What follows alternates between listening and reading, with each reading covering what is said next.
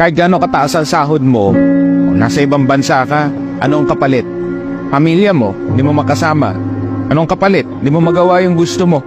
O talo ka pa ng janitor. Alam mo kung bakit? Kasi sila kompleto. Alam mo kung bakit? Kasi napag-aaral niya naman ang anak niya eh.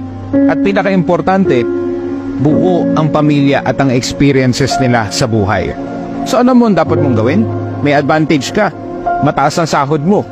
Gamitin mo ng tama. Inegosyo mo. Kasi dapat yan, yung pag-OFW na yan, pagsisiman na yan, temporary lang dapat yan. Hindi ang ginagawang lifestyle. Kasi sabi ko sa'yo, masyadong mataas ang kapalit. You should start working on your success dito sa Pilipinas. At itigil na yung pag-iwan sa pamilya mo para lang sa pera.